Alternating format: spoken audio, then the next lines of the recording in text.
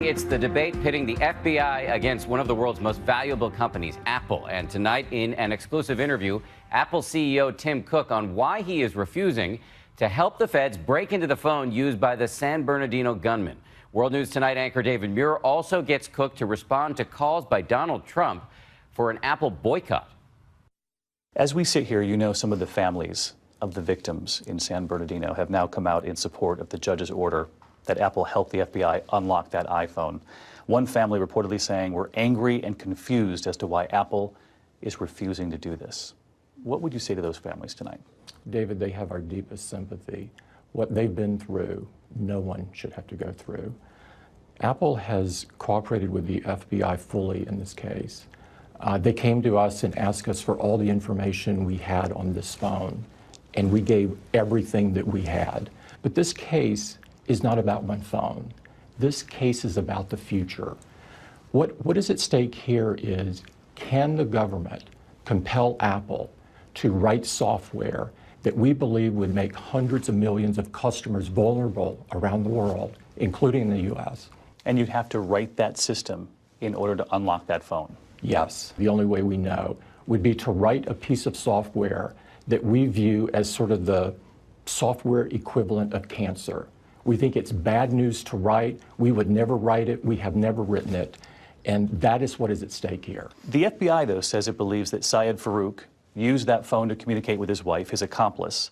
And I'm curious, do you struggle at all with the possibility that there could be information on that phone that could reveal other plots, other people who were involved in planning the San Bernardino attack? David, if we knew a way to get the information on the phone that we haven't already given, if we knew a way to do this that would not expose hundreds of millions of other people to issues, we would obviously do it. I want to get to what the FBI director, James Comey, has said. He said it's not about a slippery slope. It's about, quote, 14 people who were slaughtered and many more had their lives ruined. Maybe the phone holds the clue to finding more terrorists, maybe it doesn't. But we can't look the survivors in the eye and ourselves if we don't follow any possible lead out there. Do you understand where he's coming from? I do understand where he's coming from, and this is an incredibly complex issue, but it is about the future. Think about this. If a court compels Apple to write this piece of software, to place a backdoor in the iPhone, we believe it does put hundreds of millions of customers at risk. We asked Tim Cook to explain this new system they would have to create to break into that iPhone. The passcode on the front, like we all use to get into our iPhones, and after a certain number of tries, it just auto-erases the phone?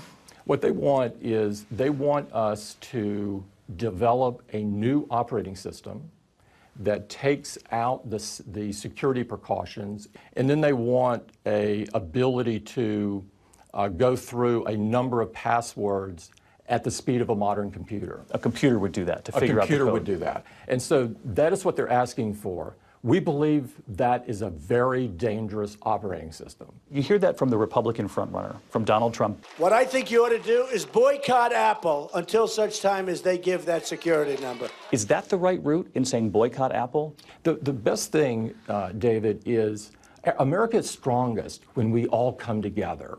So is a boycott a way to come together? You know, I think a democracy is messy sometimes, but this is, I love democracy. That is who we are. I think the best thing to do is to discuss and collaborate and work together on whatever the solution may be. Let me ask you this. You've invited me to Apple before. The stories are legendary about new products with black drapery over them, the locked doors, the secrecy. And if any American company can keep a secret, it's Apple. To those who might say, why didn't the FBI and Apple team up far earlier in one of those secret labs and get this done, and no one would have ever had to know about it? I can't talk about the tactics of the FBI. They've chosen what they've done, and they've chosen to do this out in the public for whatever reasons that they have. What we think at this point, given it is out in the public, is that we need to stand tall and stand tall on principle. There's probably more information about you on your phone than there is in your house. Our smartphones are loaded with our intimate conversations, our financial data, our health records.